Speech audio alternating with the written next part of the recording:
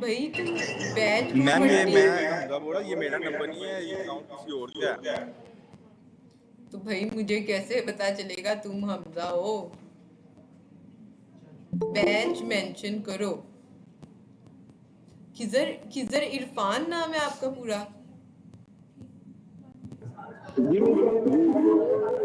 है? अच्छा, तो आपका बैच कौन सा है?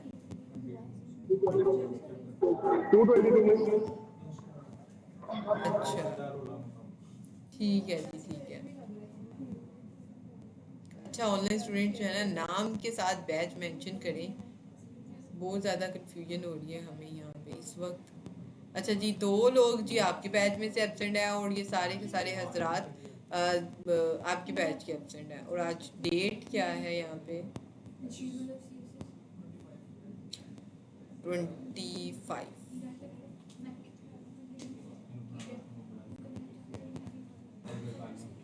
अच्छा जी, काम स्टार्ट करें हम अपना। ठीक है जी। अच्छा, लास्ट टाइम क्या काम किया था? कोई असाइनमेंट, कोई चीज़ आप लोग कर रहे थे? अच्छा, एक काम करेंगे कि हमारी जो प्रीवियस वो थी रिकॉर्डिंग 2 दिनों की, पिछले दिनों की, जीशान आप लोग इनकी रिकॉर्डिंग ले लीजिएगा। इनको ज़्यादा बेहतर तरीके से हमने एक्सप्लेन किया हुआ था, तो वो आप लोगों को ज़्यादा समझ आ जाएगी। ठीक है, इसमें इंटरव्यूज़ के क्वेश्चन भी थे और पूरा एक ना वो है। तो आप लोग इनको शेयर कर दें, अभी नंबर एक्सचेंज कर लें आप लोग, ताकि आप लोगों को अभी रिकॉर्डिंग जो है ना वो ग्रुप में मिल जाए। दोनों नहीं आई?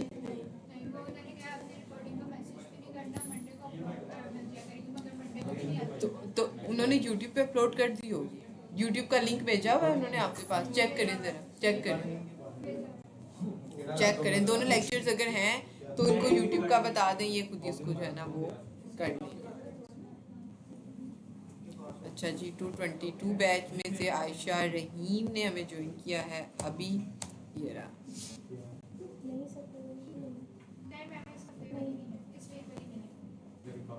इस वीक वाली नहीं है।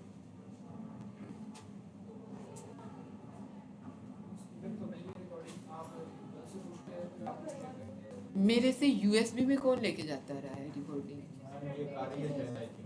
सलमान। सलमान और कारी। ठीक है, कारी। जी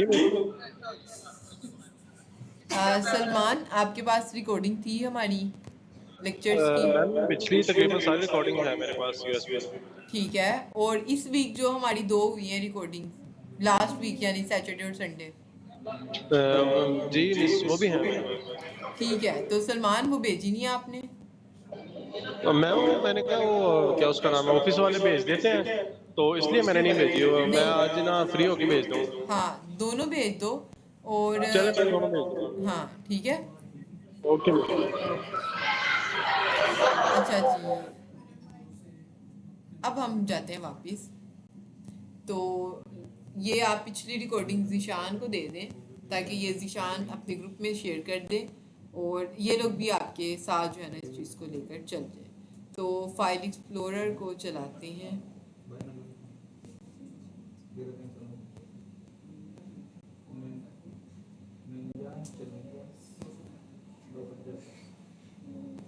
गिटहब, जेनिस और बैच है आप लोगों का 222 के मुताबिक काम कर लेते हैं। ठीक है, सेम ही है सारा कुछ। जावास्क्रिप्ट पे ये है, जावास्क्रिप्ट पे आप 2 लेक्चर्स इनके हुए हैं, 2 लेक्चर्स ही आप लोगों के जावास्क्रिप्ट के। ठीक है, तो ज़रा अब छोड़ दें सारे के सारे काम और ज़रा एक्टिव हो जाएं इस तरफ। काम क्या किया था हमने लास्ट टाइम, ये ज़रा ये देखते हैं। लेक्चर 13 था हमारा, वो string cohesion, explicit, implicit operator, ये काम किया था।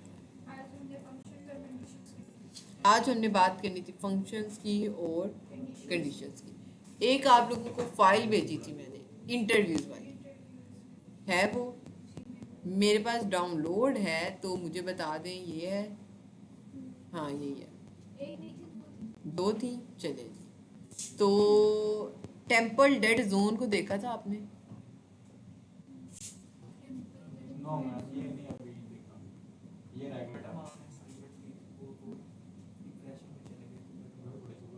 असाइनमेंट क्या थी? मैम हाँ जी बताएं। मैम ये हैं? जितने भी क्वेश्चंस आपने दिए थे ना, इसकी मैंने एक फाइल बनाई है, वो मैं आपको शेयर करूंगी। उसके अंदर अगर कोई मिस्टेक हुई तो वो आप चेक कर लीजिएगा। ठीक है, हाँ हाँ ठीक है। अच्छा जी, और कोई हाँ जी, क्यों हंसी आ रही है आप लोगों को? तो मुझे बताएंगे कि असाइनमेंट क्या थी और किस किस ने की है और किस किस ने नहीं की। अच्छा, बना ली है? दिखा दें क्या बनाया है।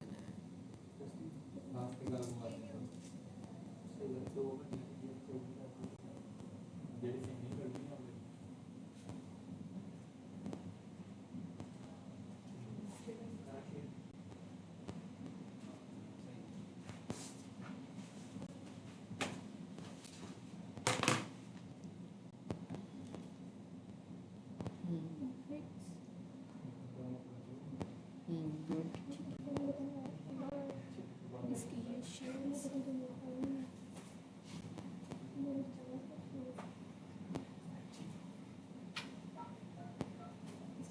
ठीक है। गुड।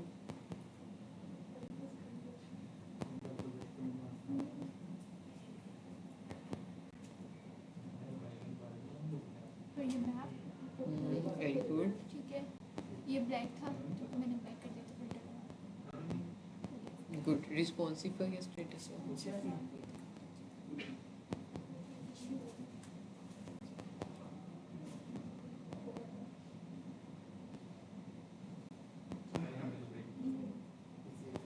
गुड। लेफ्ट को क्यों जा रहा है? मैम ये मैप लगाया उसके बाद ठीक है। वैसे property. Very good. Good, very good, very good. स्मावी ने अच्छा काम किया हुआ है जी।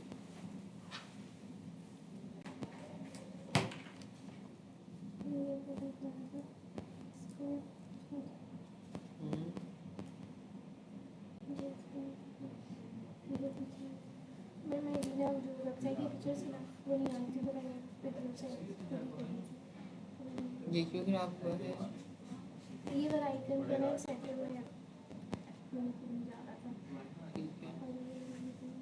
Good, very good.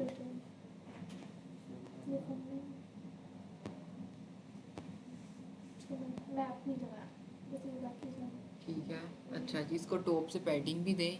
ये देखें इसके साथ ही चिपक रहा है, पैडिंग दें इसको। ठीक है। अच्छा, रिस्पॉन्सिव का क्या स्टेटस है?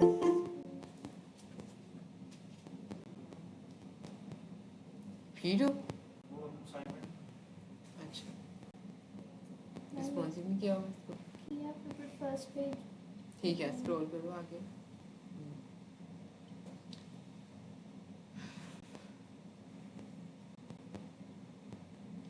गुड, लेकिन रिस्पॉन्सिव पे आपको थोड़ा सा ज़रूरत है काम मैम करने की। ये हम लोग एक इसमें अगर करते हैं एक फ़ोन के अकॉर्डिंग, तो बट जो दूसरे फ़ोन में खोलते हैं उसके मुताबिक जो कार्ड्स है ना वो एडजस्ट नहीं होते, या तो उनकी बिट साइड से ज़्यादा आ उसको जाती है। परसेंटेज में दें बजाय इसके कि आप हार्ड कोटेड वैल्यू दें। ठीक है। पर पिक्सल में वैल्यू नहीं देनी, उसको परसेंटेज में वैल्यू देनी है, तो ये खुद ही सेट हो जाएगा। ठीक है। बिट वाली। ठीक है। हाँ जी, आज रिमशा, क्या नाम है आपका?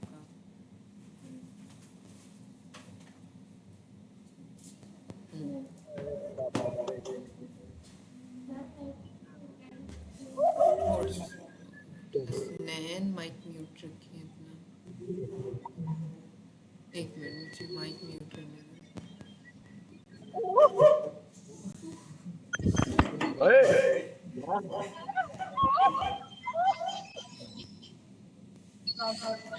ये फिर म्यूट अनम्यूट हो गया। अच्छा, क्या करना था? हाँ, इमेजेस आपकी थोड़ी सी स्ट्रेच हो रही है। देखो उसका मुंह कैसे हो गया। ठीक है, ये स्ट्रेच नहीं होनी चाहिए। ठीक है, स्मूथ रहनी चाहिए। देखो ये क्या, इसको क्या हो गया? इसको हाँ ठीक है, थोड़ी सी स्ट्रेच हो गई है, खराब हो गई है, उनको सेट करना। Good, very good.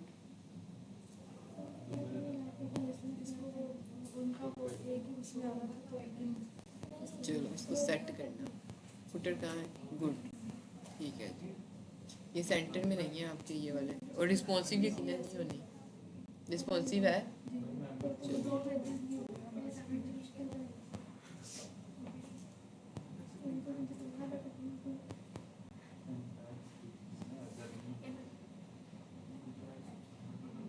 नहीं है रिस्पॉन्सिव। हाँ उसको भी सेट करो। गुड, ठीक है, बाकियों को भी सेट करो आप, ठीक है। अच्छा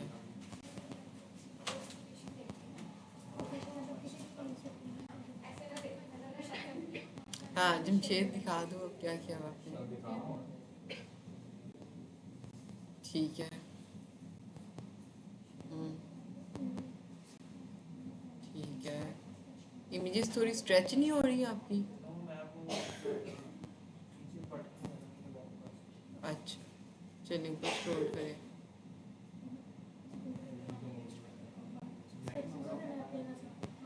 ये कार्ड काम, ये बटन कहाँ पे आ रहा है? ये तो ऊपर था थोड़ा सा। डिस्कवर आवर क्राफ्ट, ये वाला बटन। अच्छा हाँ, ये इसमें थोड़ा सेंटर में था।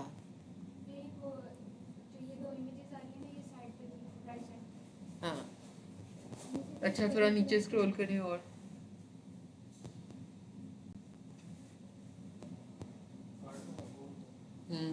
ठीक है, थोड़ा और स्क्रॉल करें। इसको क्या किया? गेट इन टच को ऐसा ही है, थोड़ा सा हाइट ज्यादा है इसकी। अब ये मैप भी ऐसे ही था।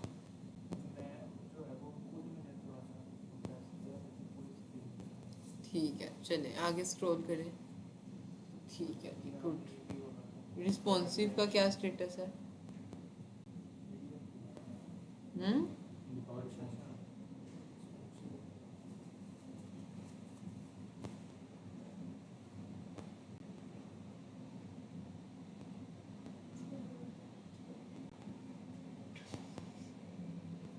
आईफोन SE पे सर्च करें, आईफोन 14 पे करें।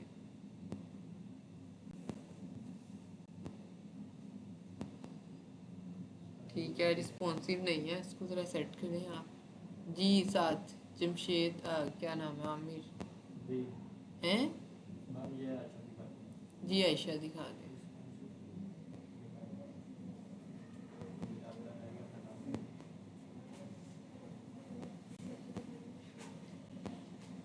क्या किया मैंने?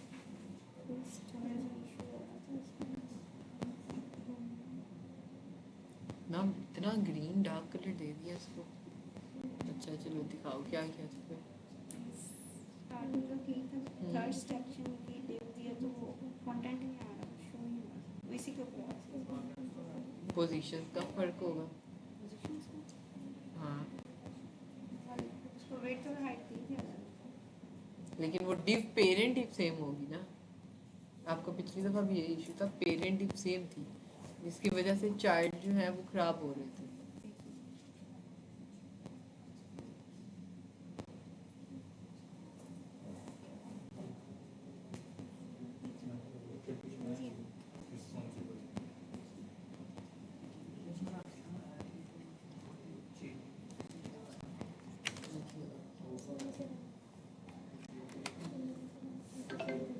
ये नया वाला, ये दूसरा एक्शन, ये हीरो, ये दूसरा, ये थर्ड वाला में शो नहीं होना चाहिए।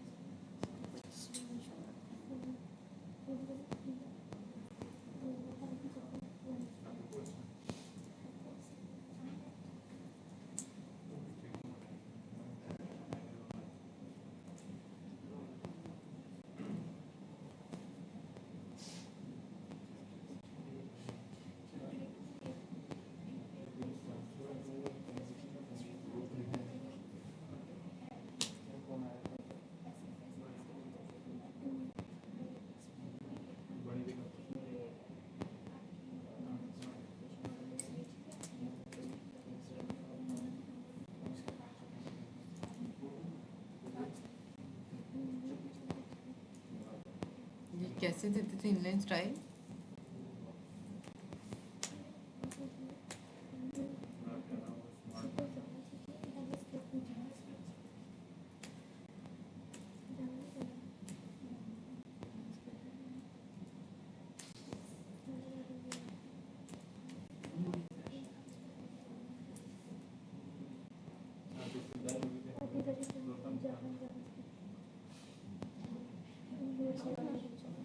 यहाँ पर से सारा स्टफ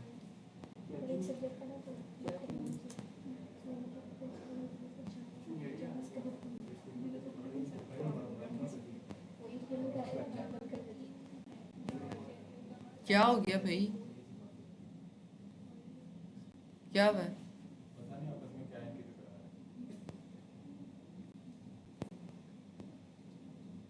अच्छा जी, एंटर।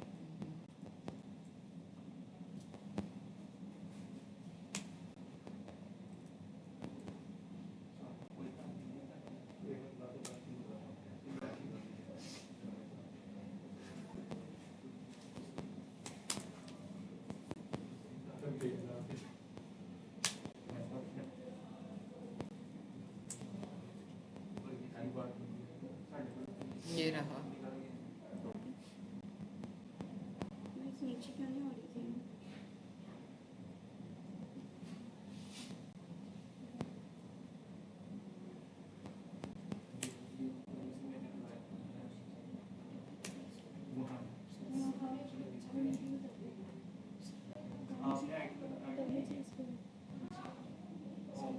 इसके ऊपर पोजीशंस का इशू, आपने कई पोजीशंस वगैरह दी हुई हैं। सिर्फ लैब में दिया फिक्स पोजीशंस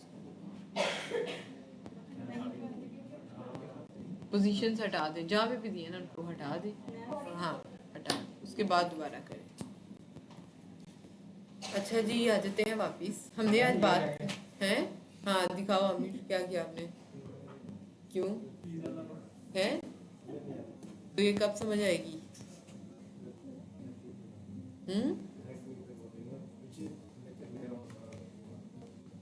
अच्छा जी, जिशान आपका? हमारी तो असाइनमेंट नहीं थी। चलो कोई नहीं। अच्छा, जो लेक्चर्स है ना हमारे, तो वो मैं आपको दे देती हूँ, ये दे देते हैं आपको, आप वो ले लें। और फिर इसको कल से आप जो है ना उसके 2 लेक्चर्स हैं, आप लोगों को वही चीज़ें करवाई हुई हैं, लेकिन थोड़ी सी इनको डिटेल में करवा दी हैं आप लोगों का। ज़रा ठीक है, हाँ फिर आपने कुछ पूछना हुआ तो आप लोग पूछ लीजिएगा। सलमान, ये अभी क्लास के फ़ौरन बाद जो है ना आप इनको भेज दीजिएगा, ताकि ये लोग जो है ना दूसरे बैच वाले आपके साथ साथ चल सके। ठीक है? अच्छा जी, आज है हमारा लेक्चर 14। ओके मैम, मैं अभी गाड़ी ड्राइव कर रहा हूँ थोड़ा सा रश में, तो जैसे ही पहुँचा मैं कर दूँगा। ठीक है ठीक है। आज है जी 25 और डेट है जी आज 25/10 और 2025 और इसको करते हैं जी ये, और लेक्चर है जी हमारा 40। सही है। और अगर इस लिहाज से देखें तो आज हमारा टॉपिक है फंक्शन एंड कंडीशंस। सही है। अच्छा जी, अब फंक्शंस क्या हैं और कंडीशंस क्या हैं, सबसे पहले ये देखते हैं। फंक्शन आपके पास एक ब्लॉक होता है कोड का, जिसके अंदर निशान नजर आ रहा है पीछे से? हाँ, फंक्शन आपके पास एक ब्लॉक होता है कोड का, जिसके अंदर आप क्या करते हैं, अपनी लॉजिक को स्टोर करते हैं। ठीक है। और फिर जहां पे भी आपको इस लॉजिक की जरूरत होती है, आप वहां पे लॉजिक को रिकॉल कर लेते हैं, अपने फंक्शन को। ठीक है। जहां पे भी आपको लॉजिक की जरूरत होगी, आप वहां पे अपने इस ब्लॉक को क्या करोगे, रिकॉल। ठीक है। ये होते हैं आपके फंक्शन। अब इसकी बात करते हैं हम लोग। जावास्क्रिप्ट में हमारे पास एक रिजर्व कीवर्ड है फंक्शन के नाम से, फंक्शन। ठीक है। इस कीवर्ड को आप यूज करेंगे तो आपका क्या बन जाता है, फंक्शन। अब ये कीवर्ड यूज करने के बाद आपको बताना पड़ता है अपने फंक्शन का नाम। हम यहाँ पे इसको नाम दे देते हैं जी सम का फंक्शन। ठीक है, ये क्या करेगा, मैं आगे जो भी लिखूंगी उसको क्या बना देगा, एक फंक्शन। तो मैं फंक्शन का नाम लिखने के बाद लिखती हूँ यहाँ पे छोटी ब्रैकेट्स और उसके बाद लगा देती हूँ कर्ली ब्रैकेट। जैसे ही मैं कर्ली ब्रैकेट लगाऊंगी तो ये मेरा क्या बन गया है, एक ब्लॉक। अब इसके अंदर मैंने क्या लिखना है, अपना कोड। ये क्या करेगा, सम करवाएगा। मैं यहाँ पे एक वेरिएबल बना लेती हूँ, const sum is equal to 12 plus 20। ये दो नंबर्स को क्या करवा रहा है, ऐड करवा रहा है। मैं क्या करूँगी, इसके रिजल्ट को कंसोल करवा लेती हूँ, सम इज इक्वल टू और सम। सही है, ये क्या करेगा, इन दोनों को ऐड करवाएगा और रिजल्ट किसमें स्टोर होगा, इसमें। और मैं क्या करूँगी, जो भी रिजल्ट स्टोर होगा मैं इसको कंसोल करवा लूँगी। ये हमारा बन चुका है जी एक ब्लॉक ऑफ कोड, जिसमें हम अपनी लॉजिक को करवा रहे हैं स्टोर। और जहाँ पे भी मुझे सम करवाना पड़ेगा, मैं वहाँ पे बजाय इसके कि इस काम को दोबारा करूँ, मैं इसी कोड को रिकॉल कर लूँ।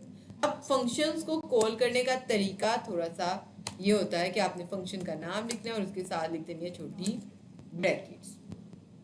ये है जी आपका फंक्शन कॉल होना। अब मैं जाती हूँ index.html में, इसको करते हैं गो लाइव, साइड से करते हैं कंट्रोल B और ये रहा, राइट क्लिक करते हैं, इंस्पेक्ट कंसोल, रिजल्ट आ गया सम इज इक्वल टू 35। अब मुझे जहां जहां पे भी इसकी ज़रूरत है ना, मैं क्या करती जाऊंगी, इसी लाइन को कॉल करती जाऊंगी। ठीक है, और अगर आप देखो आपको यही एक चीज़ 5-6 दफ़ा मिल गई है। लेकिन अगर आप ये फंक्शन के बगैर करते तो आपको क्या करना पड़ना था, इसी लाइन को दो लाइनों को आपको 7-8 दफ़ा, ये ज़्यादा बेहतर है कि वो बेहतर है, फंक्शन बेहतर है ना कि एक ही बन गया आप उसको कॉल करते जाओ। ये था आपको एक सादा फंक्शन, जिससे आपको समझ आई है फंक्शन की डेफिनेशन, फंक्शन का स्ट्रक्चर, फंक्शन काम क्या करता है। ठीक है, आगे इसकी डिफरेंट टाइप्स हैं आपके पास। यहाँ तक चीज़ें क्लियर है। फंक्शन क्या है, एक ब्लॉक है किसका, कोड का, जिसमें क्या करते हैं आप लॉजिक को स्टोर कर देते हैं। जहाँ पे भी आपको ज़रूरत होती है आप उस फंक्शन को रिकॉल कर लेते हैं और इसको आप यूज़ कर लेते हैं। इससे आपका कोड भी क्लीन हो रहा है, आपकी लॉजिक्स भी रीयूज हो रही है। ठीक है, आपका कोड ज़्यादा भी नहीं हो रहा। अगर आप 2-2 लाइनें लिखते तो आपका कोड ज़्यादा होना था। ठीक है, यहाँ पे आपका कोड क्या है, इससे कम। लेकिन एक मसला है, अब यहाँ पे आप देखो कि हमारा ये जो फंक्शन है ना, ये क्या कर रहा है, मैंने इसको 5 से 7 दफ़ा कॉल किया। ठीक है, लेकिन ये 5 से 7 बार मुझे सेम रिजल्ट दे रहा है, 35। ये तो स्टैटिक वैल्यू है। आपने आज तक अभी तक जितना भी काम किया आपने देखा कि एक ही चीज़ बार बार शो नहीं होती, हर दफ़ा चीज़ चेंज होती है। अगर एक बटन भी है ना, उसका डिज़ाइन सेम रहता है, कंटेंट उसका भी चेंज होता है।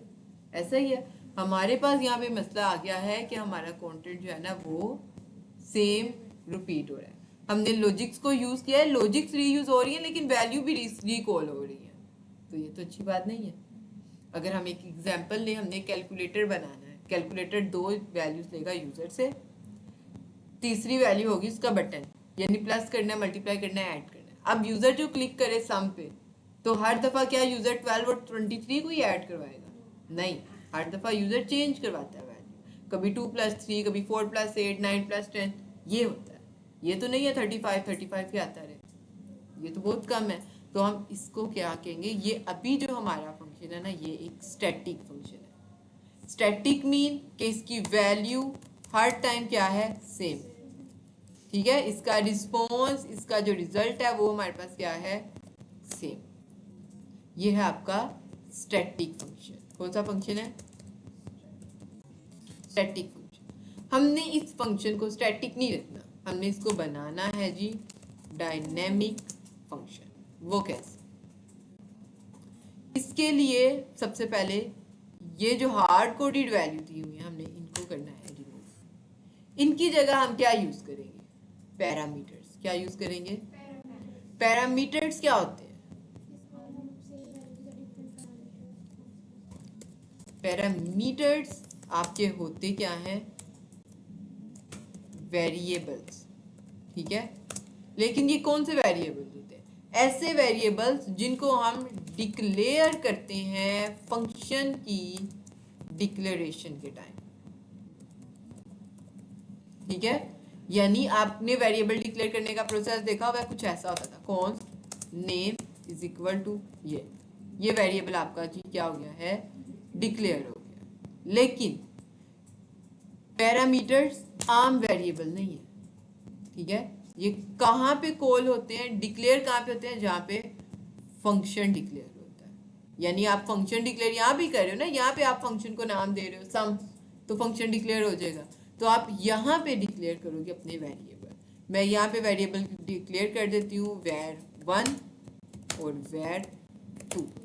दूसरी चीज, वेरिएबल्स के लिए आपको लेट var कॉन्स्ट का यूज करने की जरूरत नहीं होती, आप डायरेक्ट वेरिएबल्स का नाम लिखते हो, आपकी वेरिएबल डिक्लेयर हो जाती है, ठीक है।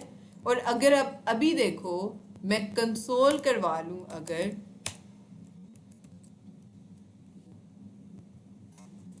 clg var1 is equal to var1, control E variable 2 की वैल्यू, ठीक है। सम को मैं जरा अभी के लिए कमिट कर देती हूँ। मैंने क्या किया है, दो वेरिएबल्स बनाए हैं जिनको हमने कहा है कि ये हमारे क्या हैं, पैरामीटर्स, ठीक है। इनको मैंने क्या किया है, कंसोल। अब देखते हैं कि वैल्यू क्या होगी इनकी, और वैल्यू क्या है, वेरिएबल डिक्लेयर हो गए हैं लेकिन उनकी वैल्यू हमें नहीं पता कि क्या है इनके अंदर, ठीक है। तो ये है आपके पैरामीटर्स। अब इनकी वैल्यूज आएंगी कहाँ से, हाँ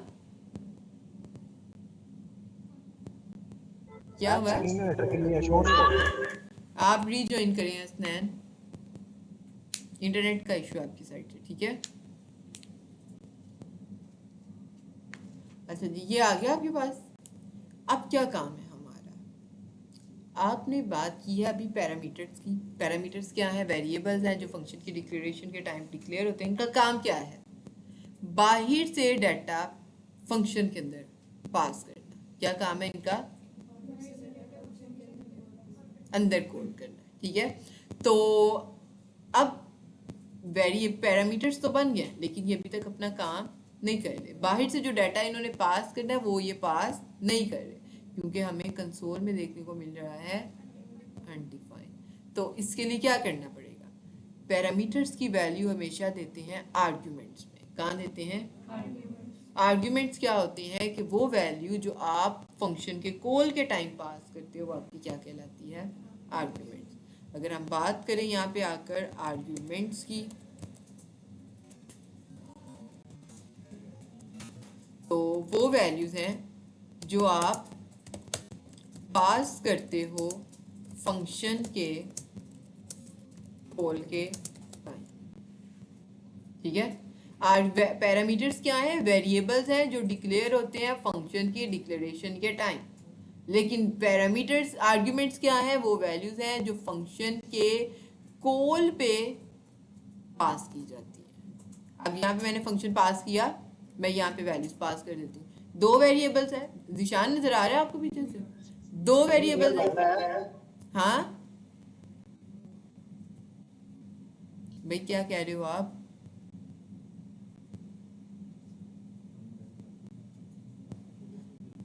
अच्छा जी यहाँ पे आते हैं। मैं दो वैल्यूज पास कर देती हूँ 20 30 फर्स्ट वाले में, ठीक है। मैंने कितनी दफ़ा 1 2 3 4 5 6 दफ़ा फंक्शन कॉल किया हुआ है, लेकिन सिर्फ फर्स्ट वाले के अंदर मैंने आर्ग्यूमेंट्स पास किए हैं, ठीक है। तो ये फर्स्ट टाइम मुझे शो करवा देगा 20 30, बाकियों में मुझे अनडिफाइंड देगा। आ जाते हैं वापस, तो ये 20 और 30 आ गया, var1 20 var2 30। इसने ऑटोमेटिकली इस चीज़ को डिस्टिंग्विश या इसको क्या कह सकते हैं, इसकी खुद ही फ़र्क कर लिया कि जो चीज़ पहले नंबर पर है वो पहले वेरिएबल की वैल्यू है, जो दूसरे नंबर पर है वो दूसरे पैरामीटर की वैल्यू। इसने खुद ही ऑटोमेटिकली इसमें चेंजेस कर लिए, फ़र्क कर लिए, यानी अपनी वैल्यूज़ को खुद इसने ले लिया, ठीक है। कुछ भी लिख सकते हैं, ठीक है। ये रिजर्व कीवर्ड नहीं है, आपको पता है आपके वेरिएबल्स भी रिजर्व नहीं है, आपके पैरामीटर्स भी रिजर्व नहीं है, तो आप कुछ भी यहाँ पे लिख सकते हो। फंक्शंस के नाम भी रिजर्व नहीं है, कुछ भी यहाँ पे रिजर्व नहीं है सिवाय कुछ कीवर्ड्स, यानी लेट वेयर कॉन्स्ट रिजर्व है, फंक्शन का कीवर्ड आपका रिजर्व है, ये चीज़ें, ठीक है। अच्छा आगे चले जाते हैं, यहाँ पे 40 और 203 दे देते हैं, यानी मैं जैसे जैसे वैल्यूज देती जाऊंगी ये मुझे वैसे वैसे वैल्यूज रिजल्ट शो करवाता रहेगा। अब काम क्या है, अब काम है जी इनका सम करवाने का, जो कि हमारे फंक्शन का नाम है, ये क्या करेगा, सम करवाएगा दो वैल्यूज का। अब अगर मैं यहाँ पे आके लिखती हूँ ना var1 प्लस var2, अब ये मुझे रिजल्ट देगा दोनों दफा डिफरेंट, ये रहा सम 50 और सम क्या आ गया 243। अगर आप वैल्यू चेंज कर दो ना इसकी तो ये अब सम दे देगा 32। अब कोई चीज स्टैटिक है यहाँ पे नहीं, ये क्या है अब डायनेमिक फंक्शन, समझ आ गई। फंक्शन पैरामीटर आर्गुमेंट्स का कॉन्सेप्ट क्लियर है, आगे चले लेकर। अच्छा एक मेरा क्वेश्चन है आप लोगों से, यहाँ पे मैंने बनाए दो वेरिएबल, दो पैरामीटर्स, मैंने नीचे दो आर्गुमेंट्स पास कर दिए, अगर मैं 3 पास कर दूं अब क्या होगा,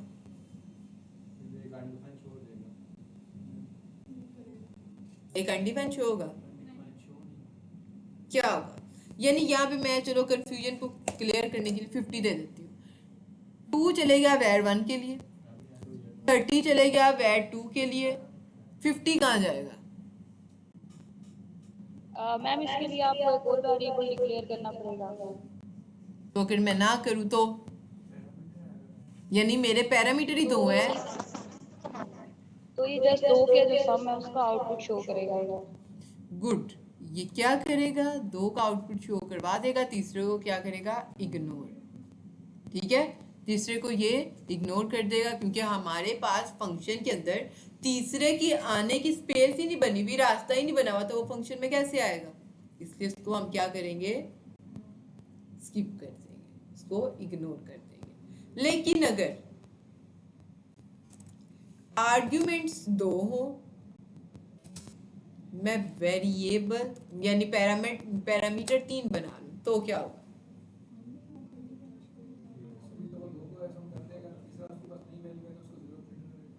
अच्छा तो अगर मैं यहाँ पे आकर ये कर दूं प्लस var3, क्या रिजल्ट आएगा, 32 आएगा, यानी अगर मैं पहले की बात करूं ये, ठीक है, 3 और 30 और 2 प्लस हो जाएंगे, 32 आ जाएंगे, तो इस वैर की कंसीडर करेगा वो 0 थी, यानी रिजल्ट आना चाहिए 32, ऐसा ही है, चेक करें इसको, चलें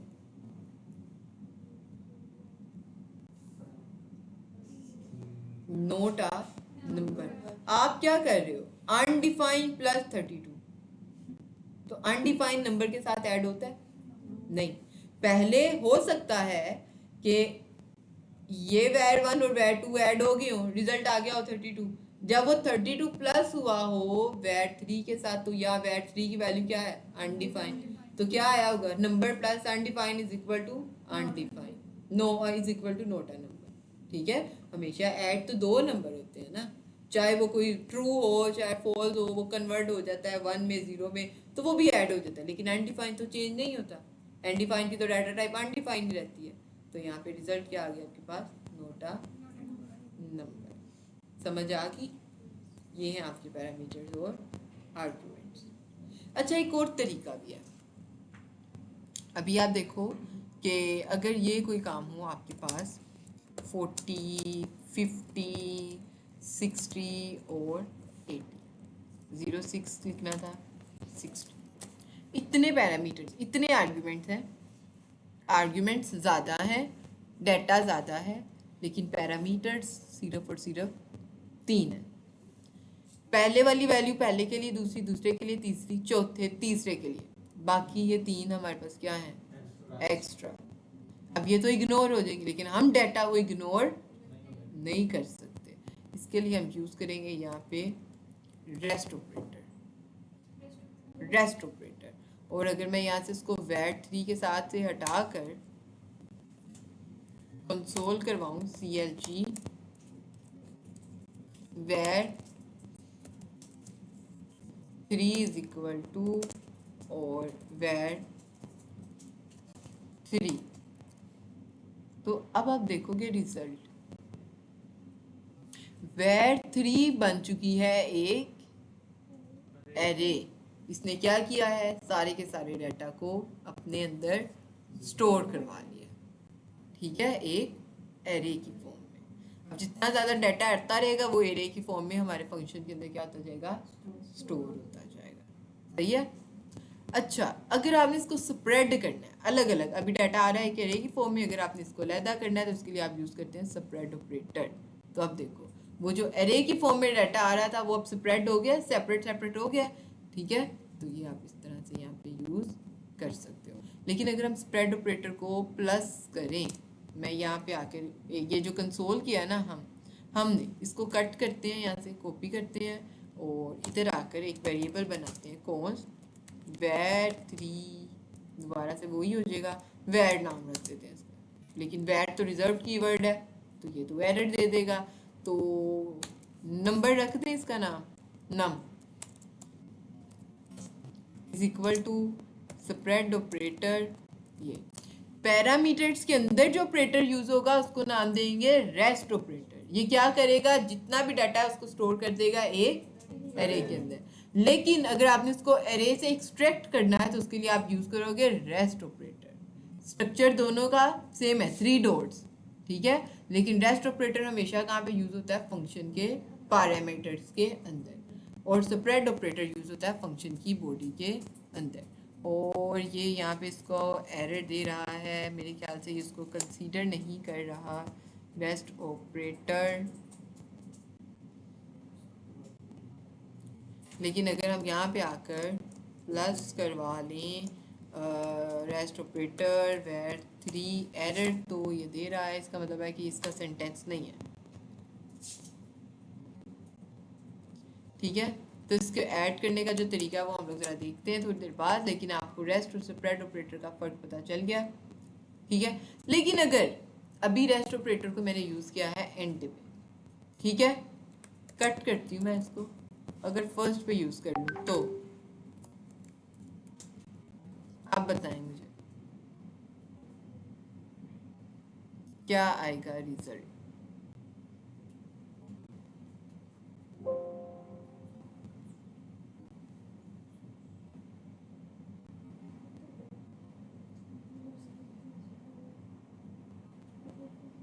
रेस्ट ऑपरेटर काम क्या कर रहा है, सारी वैल्यूज को अपने अंदर कर लेता है स्टोर। तो भाई सारी वैल्यूज जितनी भी है ना, ये आपकी 6 की 6 चले जाएंगी इसके अंदर, पीछे वालों के लिए तो कुछ बचेगा ही नहीं, इसलिए आपके पास क्या आएगा, error. Rest parameter must be last formal parameter, यानी ये हमेशा आजे ये हमेशा कहाँ पे होता है, लास्ट पे। इसको आप कभी भी फ्रंट पे यूज नहीं कर सकते, क्योंकि ये तो सारी वैल्यूज अपने अंदर ही जमा करवा लेगा, पीछे तो कुछ बचेगा ही नहीं। तो इसलिए आप इसको ये करते हैं, लास्ट पे यूज करते हैं। समझ आ गई? आगे चले, पैरामीटर्स का पता चल गया। अब होती हैं जी पैरामीटर्स की कोई ना कोई डिफॉल्ट वैल्यू। अभी हमने एक एरर देखा था, जब तक हमने आर्गुमेंट पास नहीं किए थे वो हमें दे रहा था अनडिफाइंड। उस मसले से बचने के लिए हम क्या करते हैं, कोई ना कोई वैल्यूज अपने पैरामीटर्स को पहले से ही दे देते हैं। भाई तुम्हें कोई वैल्यू मिले तो ठीक है, नहीं तो तुम क्या करना, 20 को 1 के साथ ऐड करवा देना, 21 रिजल्ट दे देगा। अभी देखो ये रिजल्ट हमें देगा 32 और 243। लेकिन अगर मैं यहाँ पे इसके आर्गुमेंट्स नहीं पास करती तो मुझे अनडिफाइंड के बजाय देगा 21। ये रहा, ठीक है, ये हाँ ये। तो ये होती हैं आपकी डिफॉल्ट वैल्यू, ये पहले नहीं यूज होती। जब आप आर्गुमेंट्स पास करते हो ये उस वक्त इग्नोर होती हैं, लेकिन जैसे ही आर्गुमेंट्स आप पास नहीं करते तो ये वैल्यूज आपकी क्या हो जाती हैं, यूज हो जाती हैं। इनको आप नाम देते हो डिफॉल्ट वैल्यूज का। क्लियर है? पीछे से आप तो भी आए हो ना निशान, बाकी क्लियर है कि वो क्लियर सेट से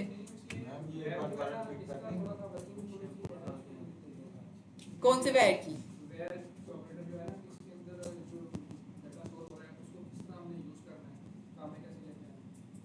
ये वाले वैट का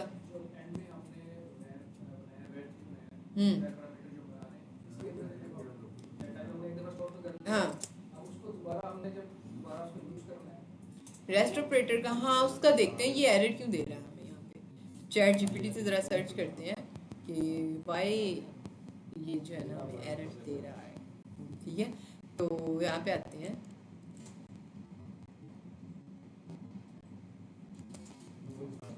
अच्छा जी we want to add the value of क्या हो गया है var3 with the var1 and var2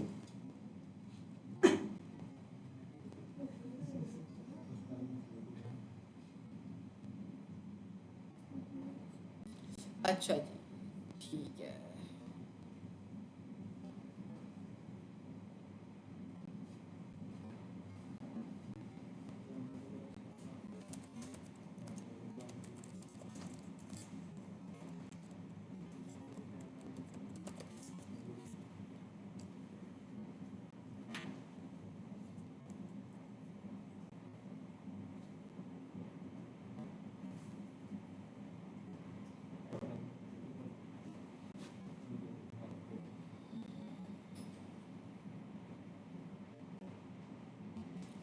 अच्छा जी अब बात ये है कि ये जो रेस्ट ऑपरेटर था आपका उससे उसने क्या किया कि एक एरे में सारे के सारे डाटा को कन्वर्ट कर दिया। उसके बाद जब आपने स्प्रेड ऑपरेटर किया तो ये उस एरे को क्या कर रहा है स्प्रेड कर रहा है खोल रहा है। लेकिन अगर आपने एरे की चीज़ों के साथ काम करना है तो उसके लिए आपको ज़रूरत होगी यहाँ पे आकर लूप की। लेकिन अगर मैं इनको एक और चीज़ कहूँ स्प्रेड के साथ लूप की या हम अभी इसको नहीं देखेंगे लेकिन मैं इसको एक चीज़ पूछ लेती हूँ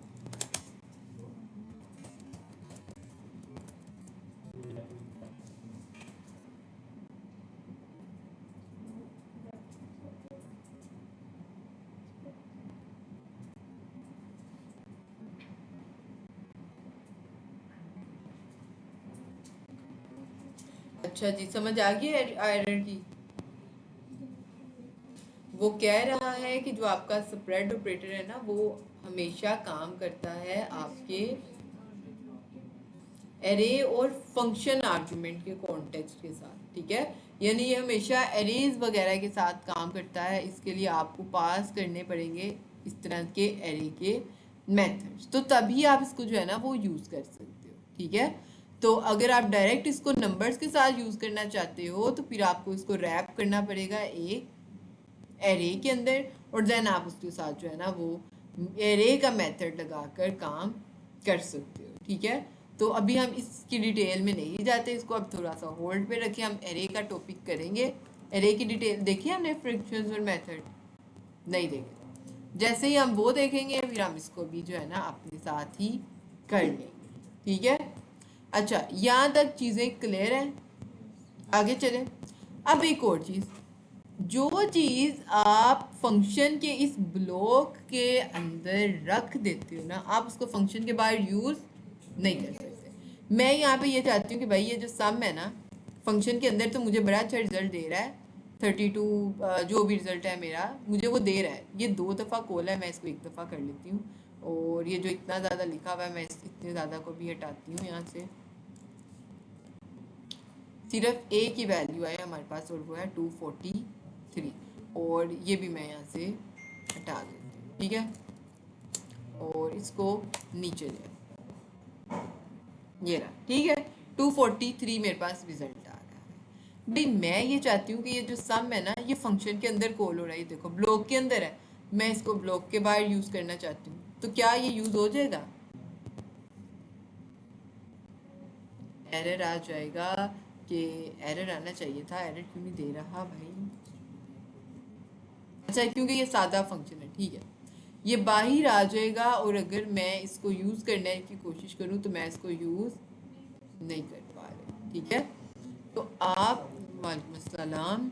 तो आप अपने फंक्शंस को जो है ना, वो जो चीज़ आप फंक्शन के अंदर डिक्लेयर करते हैं आप उसको फंक्शन के बाहर यूज़ नहीं कर सकते। ये पुराना फंक्शन है इसलिए ये एरर नहीं दे रहा, लेकिन जो आपकी लेटेस्ट जावास्क्रिप्ट के फंक्शंस हैं ना वो आपको यहाँ पे एरर दे देते हैं, ठीक है। तो आपको यहाँ पे अभी इसका जो है ना एरर, ये माहद बाहर खड़ा हुआ था ये, अच्छा ठीक है, आ जाए ये बाहर खड़े होके क्लास ले रहे हैं। अच्छा ये अभी आए हैं आप? नहीं आए थे सुबह, फिर हम चले गए, फिर ज़्यादा दूर चले गए। अच्छा जी। आपकी भी क्लास है उस पर, ऑनलाइन क्लास ज्वाइन की भी आपने? ठीक है, म्यूट करते हैं हम इसको। हाँ आ जाओ। अच्छा ये तुम लोग ड्राइव करके आ रहे हो? ये तुम लोग सारे ड्राइव करके आ रहे हो? ये तुम लोग दूर गए हुए थे? अच्छा, यानी इन लोगों ने क्या किया है, मजे किए हैं ना? चलो गए कहाँ थे? गए कहाँ थे? चारों गए हुए थे। वो लोग तो कसूर रहते हो ना तुम लोगों के बयान ही नहीं मिले हैं। 1 बजे इधर आ गए थे ना, तो क्लास में कितने बजे आए हो? 5 घंटे थे, फिर वो है ना, बाहर चले गए थे ना। तो इतना क्यों बाहर चले गए थे कि टाइम पे क्लास पे ही नहीं आ सकते?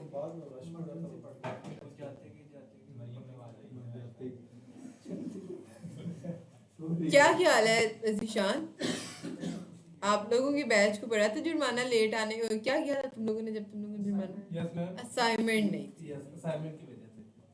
क्या ख्याल है? कितना ये लेट है? 1 घंटा 2 मिनट, 3 मिनट हो गए। चलो 1-2 मिनट हो गए। अब मुझे बताओ कि तुम लोगों का क्या किया जाए? खाना खिलाना है? चलो जी, कितने बंदे हैं जी? कितने? 4 ठीक है, 12 लोग, ठीक है। तो फिर खाना खिला दे, खाना खिला दे। कौन से 5 लोग?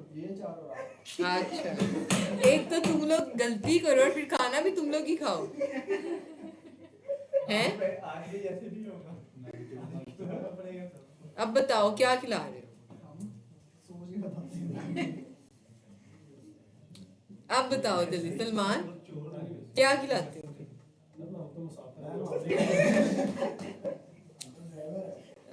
हम भी ड्राइवर ही हैं, तो बताएं जी क्या खाएंगे आप लोग? क्या खाना है? हाँ जी बताएं फिर जरा माहद। नहीं मैंने तो खाना ही है, लेकिन हाँ ना, तो लेकिन आप लोग भी तो बताएं ना क्या खिलाएंगे। ऑप्शंस बताएं जरा, ऑप्शन। हाँ मेन्यू रखो, मैं सेलेक्ट करूंगी इसमें से।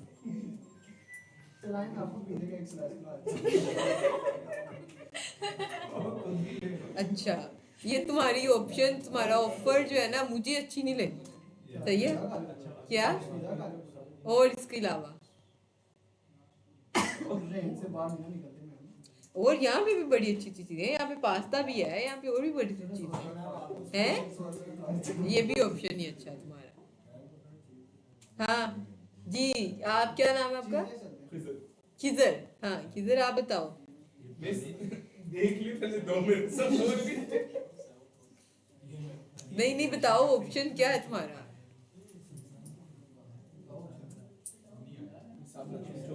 हैं?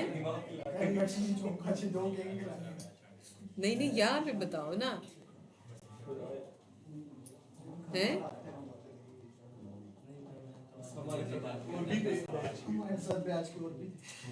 इस बैच के थे?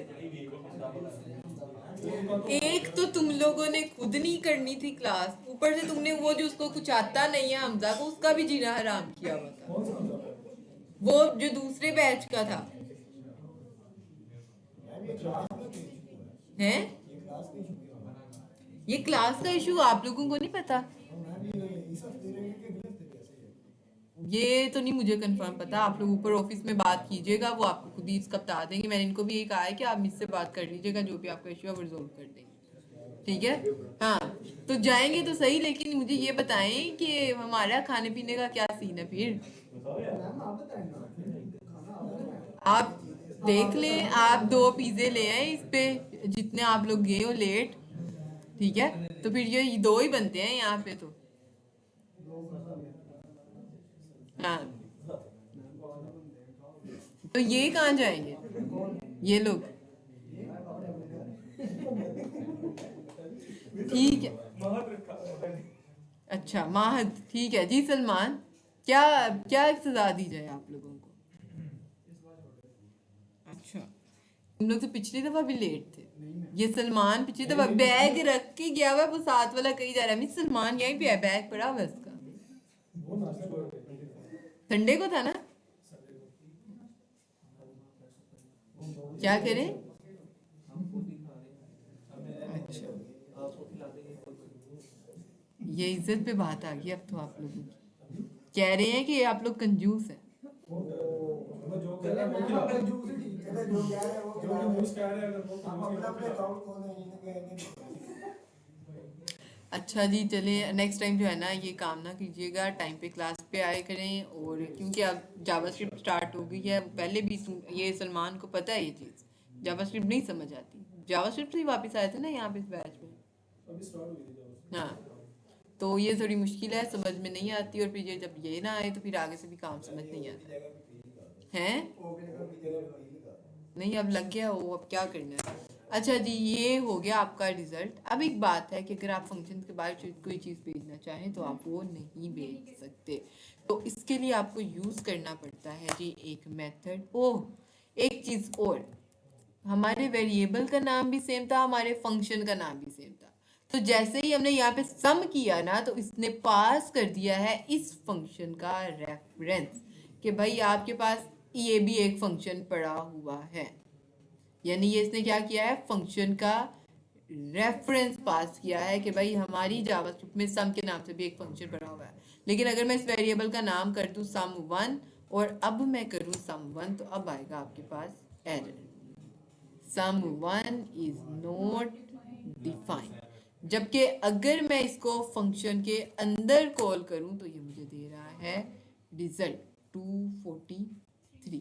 तो फंक्शन के बाहर ये क्यों नहीं चल रहा है? कि क्योंकि कोई भी चीज़ आप जो फंक्शन के अंदर डिक्लेयर करते हो वो फंक्शन के बाहर आपकी कभी भी यूज़ नहीं होती। तो इसलिए आप इसको हमेशा यूज़ करोगे फंक्शन के अंदर, ठीक है। और फंक्शन के बाहर अगर कोई चीज़, जैसे आपने ये 233 फंक्शन के बाहर वैल्यू भेजनी है, तो आप इसके लिए क्या यूज़ करेंगे? रिटर्न का कीवर्ड। किसको यूज़ करेंगे? रिटर्न। ये रहा रिटर्न आपका एक ऐसा कीवर्ड है जो क्या काम करता है, आपकी जो फंक्शन की जो भी वैल्यू आप यहाँ से रिटर्न करते हो वो वापस भेज देता है जहाँ पे आपने फंक्शन को कॉल किया होता है उस जगह पे, ठीक है। तो अगर मैं यहाँ पे आके रिटर्न लिखती हूँ ना sum1, तो ये क्या करेगा? रिटर्न करवा देगा sum1 की जो भी वैल्यू है यहाँ पे, ठीक है। और अगर मैं यहाँ पे आके const value is equal to sum करती हूँ और CLG करूँगी वैल्यू को, और यहाँ पे लिख भी दूँ आप लोगों को पता चल जाए, ताकि value is equal to value का वेरिएबल। तो आप यहाँ पे चीज़ देखोगे, ये अब वही वैल्यू जिसको हम पहले बाहर निकाल रहे थे वो एरर दे रहा था, अब वही वैल्यू बाहर आ गई है। तो ये करता है काम आपका रिटर्न, यानी फंक्शन के अंदर से आप जो भी वैल्यू रिटर्न करना चाहते हो आप उसको रिटर्न के बाद लिखोगे, वो वैल्यू वहाँ पे वापस आ जाएगी जहाँ पे आपका फंक्शन जो है वो कॉल हुआ था। अब 23 to 43 यहीं पे आ गया और आगे स्टोर हो गया वैल्यू के अंदर, हमने वैल्यू को कंसोल कर लिया, तो हमारा फंक्शन जो है वो उसने वही वैल्यू हमें रिटर्न करवा दी। ये बात समझ नहीं आई? आ गया? यूज करते हैं और ये फंक्शन के बाहर वैल्यू को भेज देता है।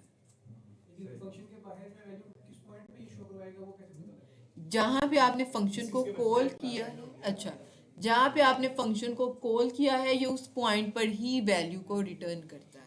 यानी वापस करता है, फंक्शन के अंदर से वैल्यू को वापस भेजता है बाहर। कॉस्ट वैल्यू भी यूज किया यहाँ पे हमने, कॉस्ट का कॉस्ट मैंने कीवर्ड मैंने क्या किया है देखो, अब इसकी जगह इस पे वैल्यू रिटर्न हो रही है यहाँ पे। हाँ हमने देखा था कि कॉस्ट और लेट दोनों हम कर सकते हैं, तो हम यहाँ पे कॉस्ट कर रहे हैं, आप हो जाएगी कॉस्ट ही करना है या लेट भी हो सकता है? लेट भी यूज कर सकते हैं, ठीक है, लेट भी आप यहाँ पे यूज कर सकते हैं, कोई इसका मसला नहीं है। अच्छा जी, ये रहा और ये रहा, ठीक है। अब क्या काम है जी हमारे पास, ये हो गया इतना काम। अगला कीवर्ड रिटर्न। रिटर्न की एक चीज याद रखनी है आपने भाई, मैंने इनको कहा था ग्रुप में कॉल करनी है, मुझे नहीं करनी, मुझे ही करी जा रही है। अच्छा मीटिंग,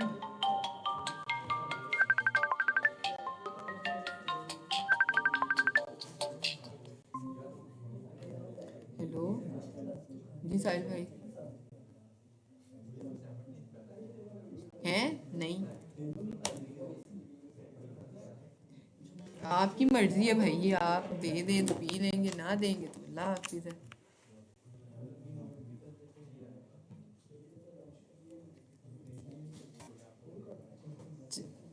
ओह चले कोई बात नहीं,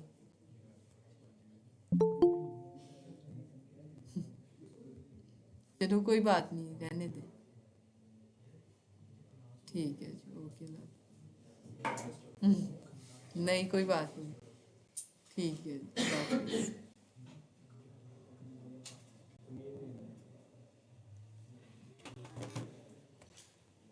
हाँ अच्छा जी, आ जाते हैं वापस। तो ये इसने वैल्यू यहाँ पे हमें रिटर्न कर दी, और एक चीज़ हम बात कर रहे थे कि रिटर्न के कीवर्ड के बाद अगर आप कुछ भी लिखते हो ना तो वो आपकी एग्जीक्यूट नहीं होती।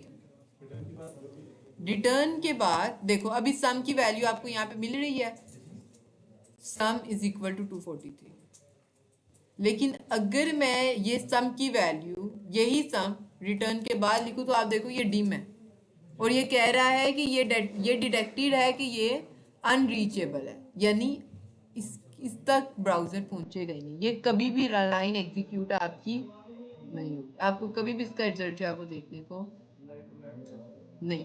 हाँ ये मौजूद है लेकिन ये यूज नहीं होगा, तो इसलिए जो भी लिखना है आपने वो रिटर्न से पहले या रिटर्न की ही लाइन में लिखना है। अजान सुन ले, इसके बाद ज्वाइन करते हैं।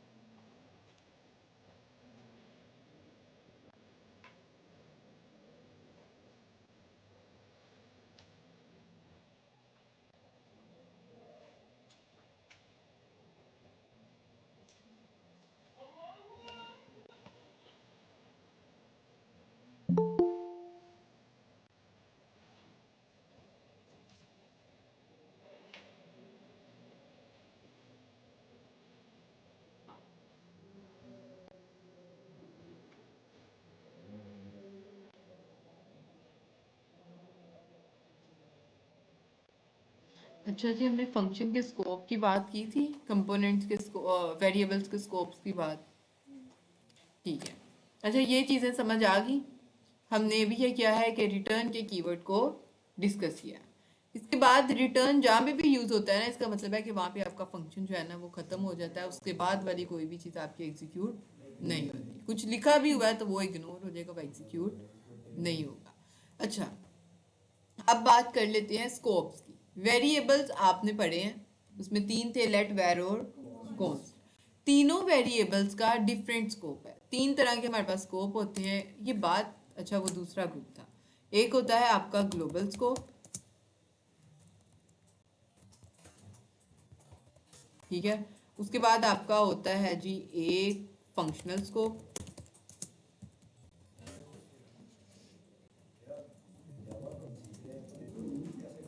वो भी बताऊंगी। पहले इसको सीख लो, फिर इसका यूज भी बता दूंगी, ठीक है। लॉजिक, ये पहले ये चीजें सीख लो, क्योंकि सिंटेक्स आता होगा तो फिर आप आगे भी काम कर लो, ठीक है। तो ये रहा ग्लोबल स्कोप वेरिएबल्स। आपके पास ऐसे वेरिएबल्स होते हैं जिनको आप किसी भी फंक्शन, किसी भी कंडीशन के बाहर बनाते हो, यानी आप डायरेक्ट अपनी जावास्क्रिप्ट की फाइल में बनाते हो। ये जो मेरा फंक्शन है ना, ये जो मेरा वेरिएबल है, ये क्या है, एक फंक्शन के अंदर बना हुआ है।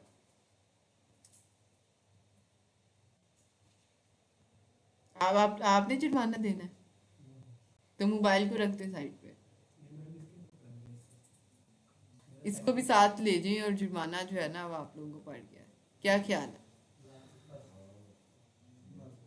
तुम्हारी भी? जिसका मोबाइल होगा वो भी जाएगा, और जिसने पकड़ा वो भी जाएगा, और जो साथ बैठा वो भी जाएगा, जिसने बताया नहीं।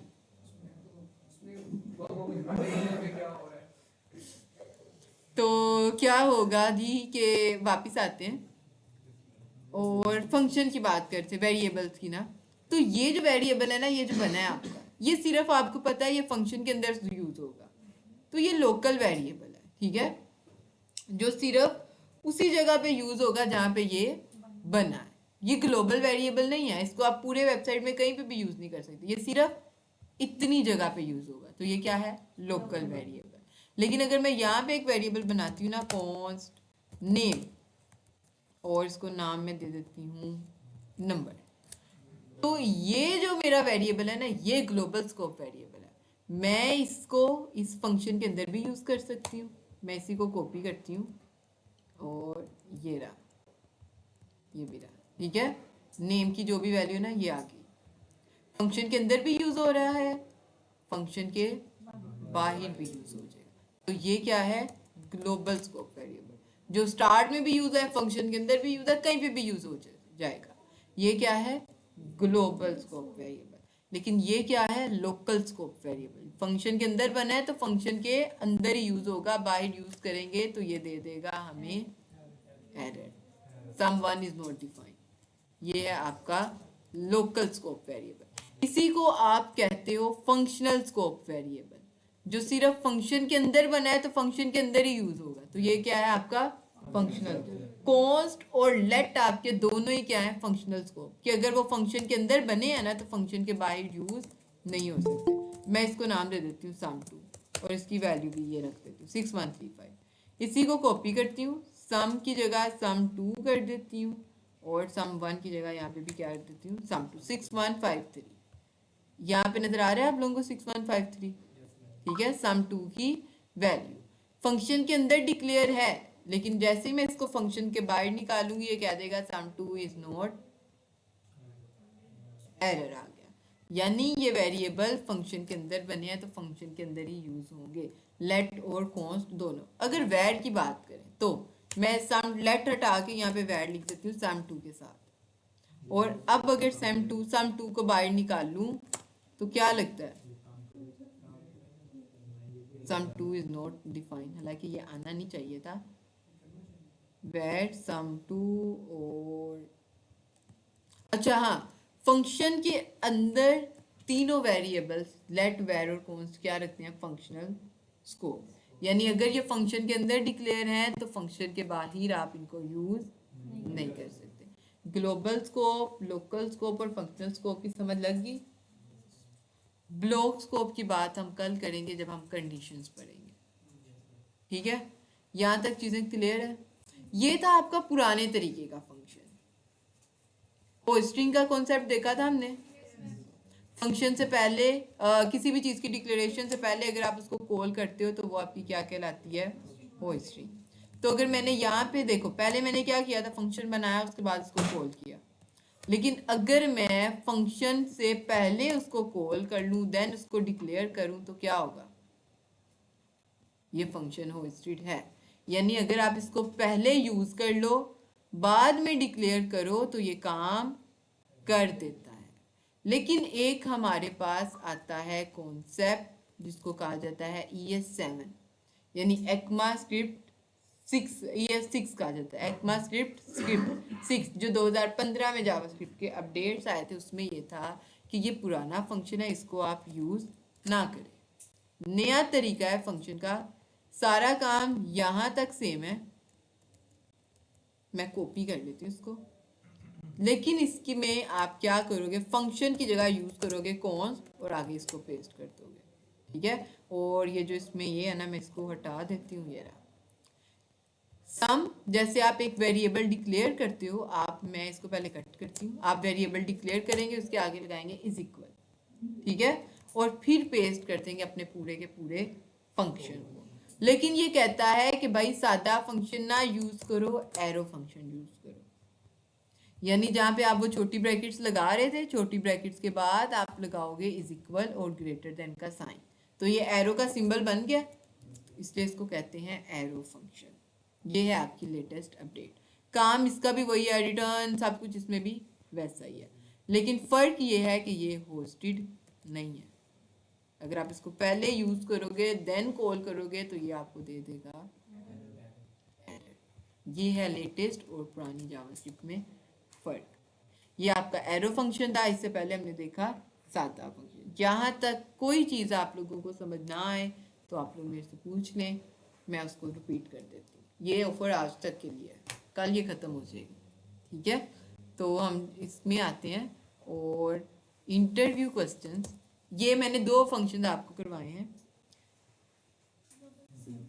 3 फंक्शन आपके अभी पढ़े हुए हैं, expression function, immediately invoke function और एनोमिनस फंक्शन। एनोमिनस फंक्शन ऐसा फंक्शन है जिसका कोई नाम नहीं होता। यहाँ पे देखो फंक्शन का नाम क्या है, सम। इधर भी आप ये फंक्शन का नाम क्या है, सम। एनोमिनस फंक्शन में ये नाम नहीं होता, डायरेक्ट फंक्शन और उसको आप यूज कर देते हो, यू डिक्लेयर करने के बाद यूज कर लेते हो। ये होता है आपका एनोमिनस फंक्शन। इमीडिएटली इन्वोक फंक्शन क्या होता है कि भाई वो फंक्शन जैसे ही बनता है वो वहीं पे कॉल हो जाता है ऑटोमेटिकली। यानी अगर आप देखो ये फंक्शन लिखा हुआ है, ये रहा, अगर मैं इसको एक रैप करूं छोटी ब्रैकेट्स के अंदर और इसके बाहर भी लगा दूं छोटी ब्रैकेट्स, तो ये हमारा बन जाता है इमीडिएटली इन्वोक फंक्शन। यानी आपका फंक्शन छोटी ब्रैकेट से ही कॉल होता है ना, तो फंक्शन को रैप कर दिया छोटी ब्रैकेट्स में और बाहर भी छोटी ब्रैकेट्स लगा दिए, तो ये फंक्शन आपका खुद ब खुद कॉल हो जाएगा। मैं ये भी हटा देती हूँ, ये भी हटा देती हूँ। जो इमीडिएटली इन्वोक 3135 ये क्या कह रहा है, इज नोट अ, अच्छा हाँ, क्या कह रहे हो आप? इमीडिएटली इन्वोक फंक्शन यूज होते हैं आपकी API की कॉल में। ये भी इसका जरूरत नहीं है, ना ये यूज होते हैं, लेकिन ये आजकल इंटरव्यूज का दिमाग खराब हुआ है, वो ये चीजें पूछ रहे हैं, इसलिए मैं आप लोगों को इसके लिए तैयार करवा रही हूँ, ठीक है? तो ये था आपका इमीडिएटली इन्वोक फंक्शन। इसके बाद एक तीसरा फंक्शन आपका आता है जिसको कहा जाता है एक्सप्रेशन फंक्शन। वो आप लोग खुद डिक्लेयर वो करेंगे, ठीक है? ये आपके 5 फंक्शंस देखे हमने, 5 फंक्शंस हैं जिनको आप यूज करेंगे। और यहाँ पे आकर हम इंटरव्यू क्वेश्चंस ले लेते हैं। इंटरव्यू, ये जो आप रिकॉर्डिंग देंगे तो जो इंटरव्यूज की फाइल्स मैंने भेजी हैं वो भी आप इन लोगों को दे देंगे, ठीक है? Interview questions using function.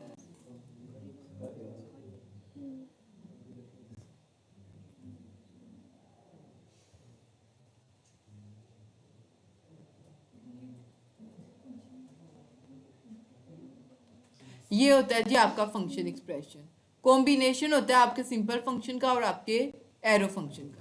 आप पहले वेरिएबल जैसे आपने एरो फंक्शन में बनाया वैसे ही एरो फंक्शन बनाएंगे, उसके बाद आप फंक्शन लिख के इसको डिक्लेयर कर देंगे, ठीक है। यानी फंक्शन के बाद आप सादे फंक्शन में क्या करते थे, फंक्शन के बाद सम लिखते थे, यहाँ पे आपको सम लिखने की जरूरत नहीं है। फंक्शन का नाम आपने पहले ही बता दिया, अब आपने जस्ट फंक्शन को डिक्लेयर कर दिया, ये काम है। डिफॉल्ट पैरामीटर्स देख लिए हैं हमने अभी, ठीक है, ये वाली वैल्यूज। उसके बाद difference between arguments and parameters, बहुत इंपॉर्टेंट क्वेश्चन है, बहुत ज़रूरी है। रिटर्न के बारे में वो बता रहा है आपको, ठीक है। एरो फंक्शन में क्या फ़र्क है, डिफरेंट बिटवीन सिंपल फंक्शन और एरो फंक्शन, ये वाली चीज़ें। रेस्ट पैरामीटर का मैंने बताया अभी आप लोगों को, जो आर पैरामीटर्स में यूज़ होता है। सेपरेट ऑपरेटर का यूज़ पता चला हमें। इसके बाद हायर ऑर्डर फंक्शन, ये आप लोग ज़रा देखिएगा, ठीक है। Call back function, closure, immediately invoke function करेंगे। रिकर्जन ये भी छोड़ देंगे अभी, कॉन्सेप्ट ऑफ फंक्शन हो हिस्ट्री, ठीक है। ट्रिकी क्वेश्चंस नहीं चाहिए हमें। बेसिक बिगनर,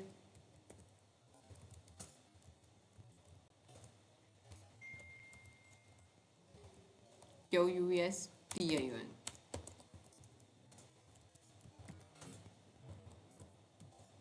लॉजिक बिल्डिंग भी जो है ना, मैं इसमें इसको कह देती हूँ।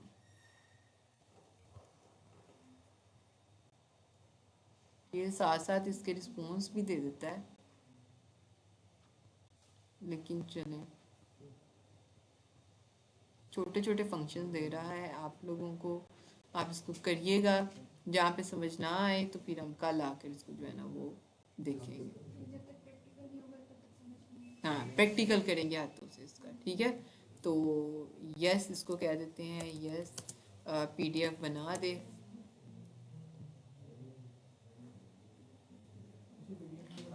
नहीं बनाता, बन जाता है। अच्छा, हाँ थोड़ा थोड़ा बनाता है, ऐसा है।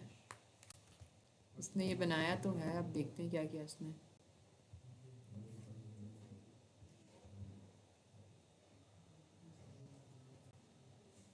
ठीक है, ये इसने तकरीबन कोई 11 क्वेश्चंस दिए हैं, सारे नहीं दिए।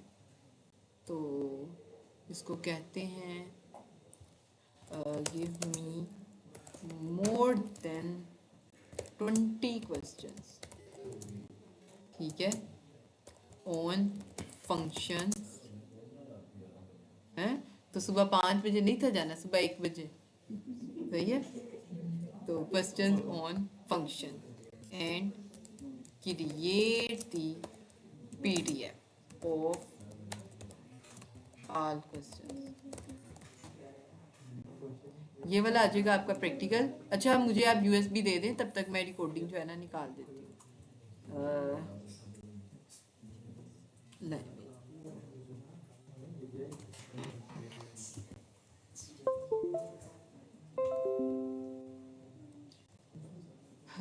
Ctrl+G, Ctrl+X, 223 और 222 ना, ये रहा, सही है।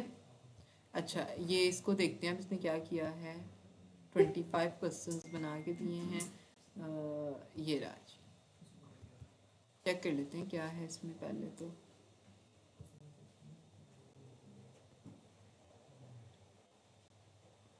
लॉजिक बिल्डिंग एंड प्रैक्टिस के भी इसने दे दिए हैं, गुड। ये है जी आपका सेकंड PDF। कहाँ चले गया ये, इसमें पिन हो गया जी आकर, नहीं। अच्छा, ये भी मैं कट करती हूँ यहाँ से और WhatsApp में आप दोनों ग्रुप्स में ये भेज देती हूँ,